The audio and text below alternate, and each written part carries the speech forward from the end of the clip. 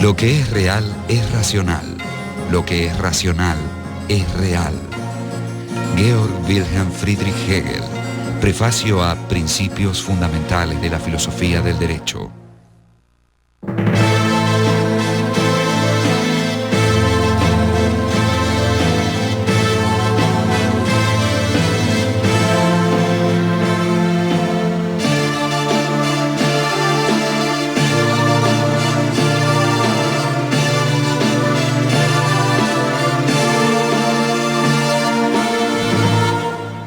Georg Wilhelm Friedrich Hegel. Hegel tenía clara idea de que estamos en un cambio radical de época, que el viejo mundo se desmoronaba y que síntomas como el aburrimiento, la sensación de vacío, incluso cierta liviandad y trivialidad reinantes eran justamente síntomas de que este mundo ya era insostenible, vale decir, el mundo de la modernidad.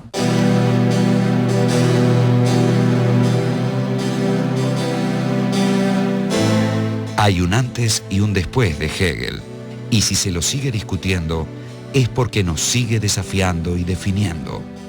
En vida, Hegel publicó 4 libros. En 1807, La Fenomenología del Espíritu. En 1812 a 1816, fue publicando los diversos libros de la ciencia de la lógica. En 1817 la primera edición de la Enciclopedia de Ciencias Filosóficas y en 1821 los Principios de Filosofía del Derecho.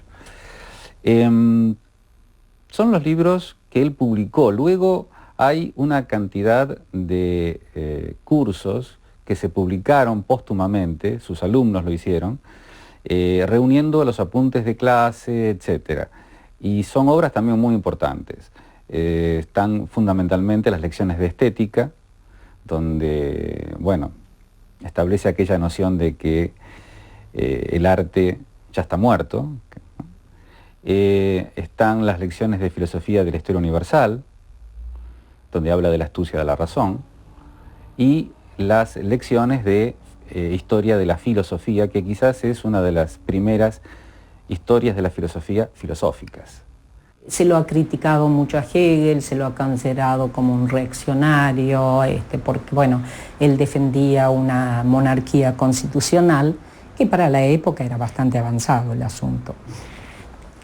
El hecho de que haya habido una derecha y una izquierda hegeliana es clarísimo que en el pensamiento de él había tanto este elemento dialéctico de conservar la verdad del camino transitado como de revolucionarla en función de otras verdades nuevas y superiores.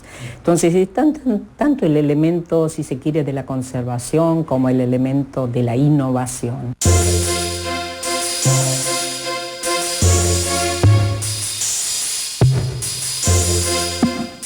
Georg Wilhelm Friedrich Hegel nació en Stuttgart, una ciudad al sur de Alemania que pertenecía al Imperio Prusiano en 1770. Su padre era funcionario fiscal del ducado. A los 18 años, el joven Hegel se inscribió en la Universidad de Tubinga para cursar la carrera de teología. Trabó allí amistad con 2 jóvenes que serían clave para la cultura romántica alemana: el filósofo Friedrich Wilhelm Joseph Schelling y el poeta Friedrich Hölderlin. Los 3 amigos compartieron habitaciones, estudios e ideales. Al finalizar sus estudios y consciente de su falta de vocación para la carrera eclesiástica, Hegel se ganó la vida como preceptor en familias acomodadas. Recién en 1801 obtuvo, gracias a la recomendación de Schelling, una cátedra en la Universidad de Jena. Su primer texto importante no aparecería hasta 1807. Se trataba de la Fenomenología del Espíritu, concebida por Hegel como una introducción a su sistema filosófico. La Fenomenología del Espíritu va a ir estudiando las diversas figuras de la conciencia, desde la conciencia sensible hasta el saber absoluto, o sea, el saber del absoluto que se sabe a sí mismo. Hegel va a ir comenzando desde el punto de partida de la filosofía moderna, que es esta pura intuición sensible, va a ir viendo cómo se forma la autoconciencia, proceso en el cual él considera muy importante establecer los pasos del reconocimiento, y ahí hay páginas muy célebres como las de El amo y el esclavo, el tema de la conciencia infeliz, etc. Y llegar finalmente a el modo en que la conciencia está más allá de sí. Para Hegel, el individuo y todo, las partes, digamos, finitas, que están en nuestro conocimiento habitual, pertenecen a lo infinito y son manifestaciones de lo absoluto. Son 8 capítulos. El primero, la certeza sensible, el segundo, la percepción, el tercero, el entendimiento, el cuarto, la autoconciencia, el quinto, la razón, el sexto, el espíritu, el séptimo, la religión y el octavo, el saber absoluto. ¿Qué es todo ese conjunto? Hay muchos criterios. El mismo autor da el criterio para dividir la obra en dos, para abrirla en dos. A partir de el capítulo 6, tendríamos los capítulos propiamente del espíritu y los anteriores corresponderían más estrictamente a la conciencia. Lukács, uno de los intérpretes, diríamos clásicos, de la obra, dice que lo que la obra hace es recorrer 3 veces la historia. Empezando por los 5 primeros capítulos, que sería un recorrido centrado en el individuo, el capítulo 6, que expone la historia del mundo tal como la entiende Hegel, sobre todo desde Grecia hasta la Revolución Francesa, y los 2 últimos capítulos, Lukács, que habla lenguaje que deudora Marx, la superestructura de la historia. La fenomenología del espíritu dibuja las figuras de la conciencia, desde la mera conciencia sensible, pasando por la autoconciencia, hasta llegar al saber absoluto, o sea, a la conciencia de que en el propio pensamiento el absoluto se piensa a sí mismo. Somos, por así decirlo, las neuronas de Dios. Toda afirmación, como todo fenómeno, se encuentra inmerso en un contexto de referencias, de relaciones, y no hay nada fijo. Él recurre en algún momento a la imagen de el resultado. Puede uno decir tal cosa es resultado, un fenómeno histórico es resultado de otro, pero él señala que el resultado sin el proceso que lleva a eso es como el cadáver. Es simplemente lo que queda muerto una vez que se acabó el proceso de gestación. Y en ese sentido lo verdadero es el todo. Lo verdadero del fruto es todo el proceso de desarrollo de la planta, por así, como, en fin, lo verdadero de alguien, de Napoleón o que sea, no es un señor que está ahí paseando con un uniforme, etcétera, sino que es el todo que viene a confluir en él. Lo cual quiere decir que el objeto de la filosofía es el todo, con lo cual se remite a la tradición, a la quizás más alta tradición de la metafísica, hace acordar un poco a Spinoza en algún momento. Justamente lo que Hegel quería evitar son las categorías y los conceptos fijos. Y siempre habla de la dialéctica como un elemento fluidificador. Es decir, el entendimiento, incluso el entendimiento moderno, sí trataba incluso de fijar con sus categorías, de fijar y de delimitar, y se perdía nada menos que la relación. En cambio, la dialéctica, como su nombre lo indica, es fluidificadora, es la que provoca el diálogo entre las diferentes figuras y entre los diferentes principios que están en juego.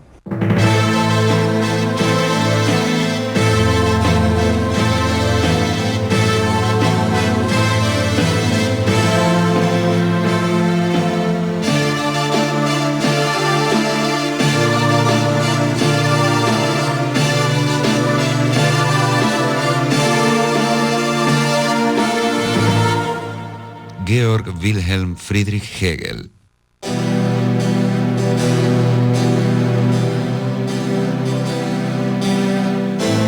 Como consecuencia de la ocupación napoleónica, la Universidad de Jena cerró sus puertas. La situación económica de Hegel se hizo insostenible. Con el apoyo de algunos amigos, editó un periódico en Bamberg, hasta que en 1808 fue nombrado rector del Colegio de Nuremberg, cargo que ocupó durante 8 años. La fenomenología del espíritu pronto comenzó a reeditarse y traducirse, dándole renombre, aunque no fortuna. En 1810, Hegel conoció a Marie-Helene Susanna von Tucher, de 21 años, hija de un senador y burgomaestre de Nuremberg, y contrajo matrimonio con ella. La pareja tendría pronto 3 hijos. En ese tiempo, Hegel escribió también una de sus principales obras, La ciencia de la lógica. A consecuencia del prestigio ganado, la Universidad de Heidelberg le ofreció una cátedra de filosofía que él aceptó. La idea principal de la ciencia de la lógica, y que es la idea a partir de la cual va a tener sentido el método dialéctico propuesto por Hegel, es que es imposible mantener la separación entre finito e infinito. Tradicionalmente, lo infinito y lo finito se consideraban opuestos. Lo finito es lo que no es infinito, lo infinito es lo que no es finito. Pero si pensamos esto así, al pensar lo finito como lo otro de lo infinito tendría un límite, y ese límite estaría en la finitud. Entonces lo infinito no sería infinito. La única forma que yo tengo de pensar lo infinito es integrando lo finito. Y por lo tanto, lo finito mismo no sería otra cosa que la manifestación de lo infinito. Dicho de otro modo, lo absoluto se va a realizar y se va a expresar a través de los entes particulares. El problema fundamental es cómo relacionar lo finito con lo infinito. Si se pone lo infinito más allá de lo finito, lo incondicionado como una especie de número inalcanzable al estilo kantiano, se llega al absurdo que entonces el infinito tiene algo que lo limita, algo que lo excluye, entonces no es tan infinito como se hace, como por lo que se hace pasar. Y viceversa, una finitud que no tenga relación con lo infinito, que no sea capaz de entrar en relación y de constituir sistema con otros, se liquida a sí misma. Es decir, carece de consistencia, se vacía, no se puede determinar, no se puede enriquecer. Y entonces, esta es como una problemática fundamental, y es ese diálogo el que la dialéctica en su doble negación realmente quiere establecer. Y ella no es solo no tiene solo el motor de la negatividad, sino al mismo tiempo ella afirma el momento superior, y a partir del cual tenemos un nuevo punto de partida. Las ideas principales de la ciencia de la lógica son 2. En primer lugar, lo infinito no se opone a lo finito como si fueran cosas distintas. Más bien hay que decir que lo finito pertenece a lo infinito y que éste se expresa en aquel.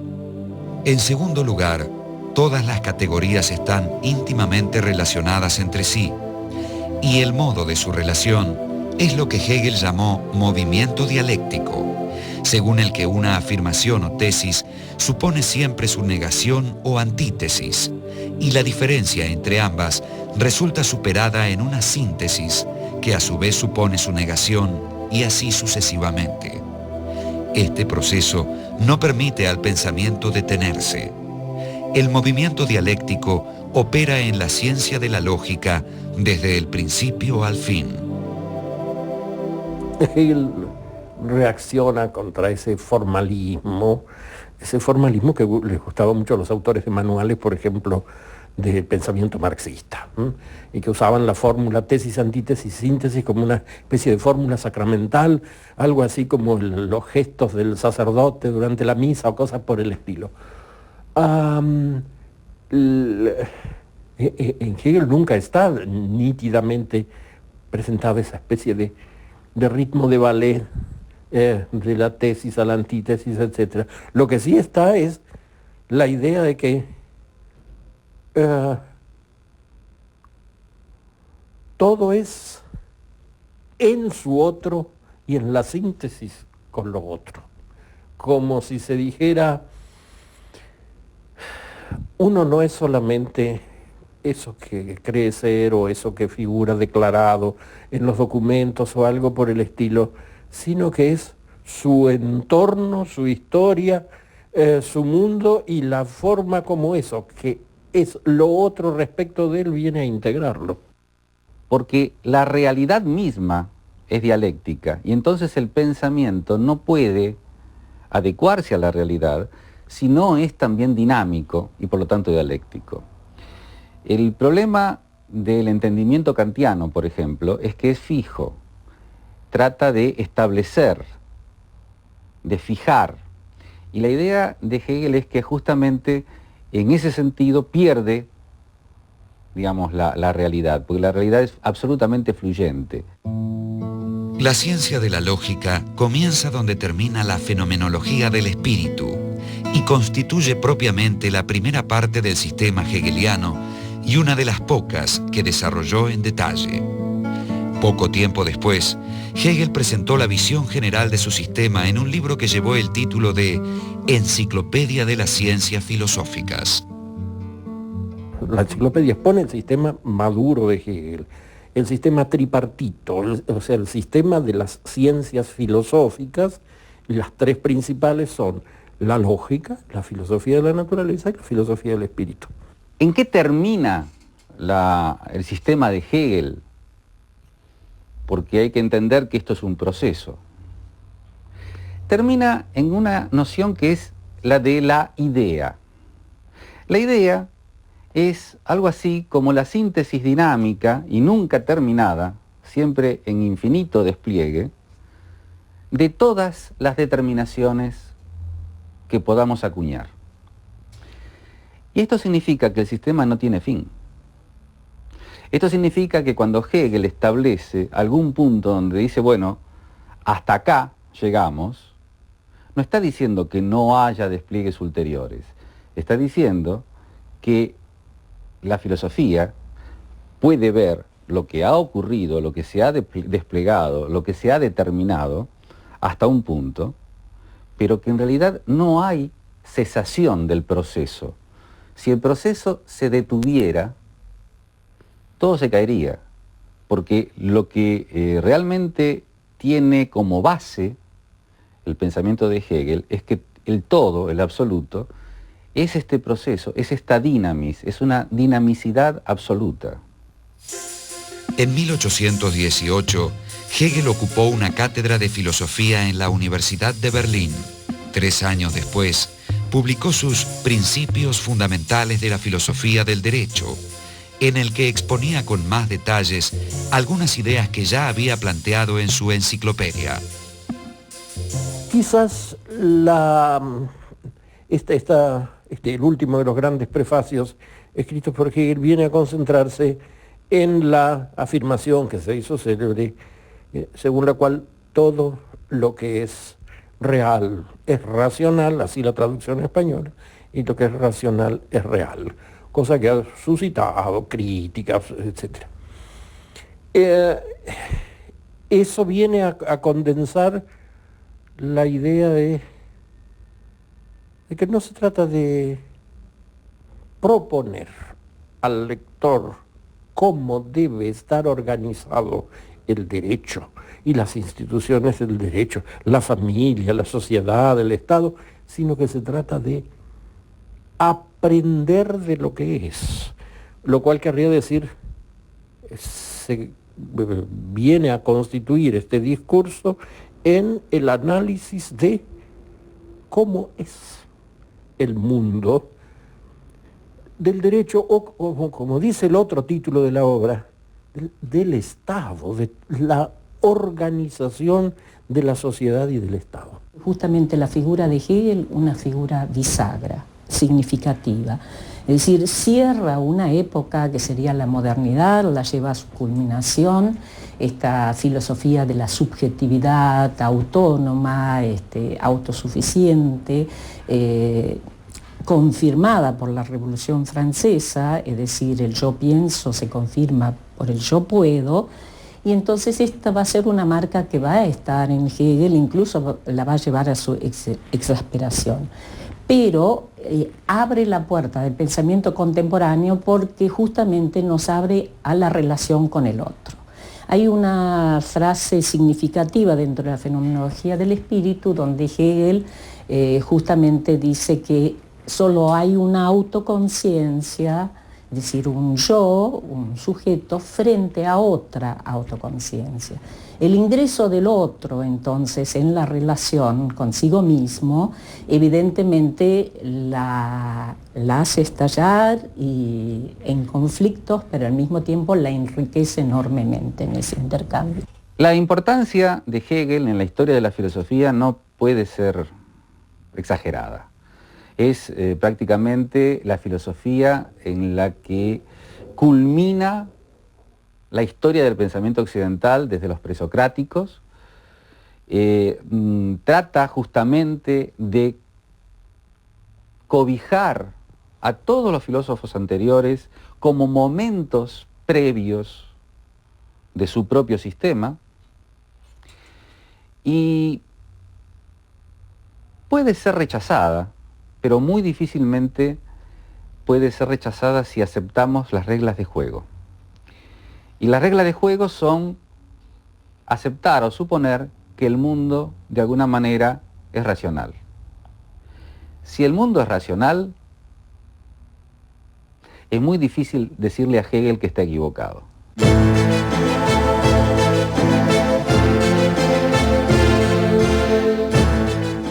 Hegel fue nombrado rector de la Universidad de Berlín en 1829. El 14 de noviembre de 1831 murió abruptamente a causa del cólera. Fue sepultado con grandes honras y pronto sus discípulos publicaron los textos de sus clases y cursos sobre historia de la filosofía, filosofía de la historia universal, estética y otros temas. El sentido global de la filosofía hegeliana sigue siendo materia de discusión. Afirmó, por ejemplo, la identidad de la naturaleza humana con la divina, pero esa concepción fue interpretada en diferentes maneras. Para algunos de sus discípulos significó que lo humano era nada menos que divino, para otros que lo divino era nada más que humano. En cuanto a Hegel, él pretendió siempre estar más allá de teísmos y ateísmos, de derechas o izquierdas, de conservadurismo o revolución. Entendía que su filosofía era nada menos que la expresión del absoluto, o sea, un momento del autoconocimiento del todo.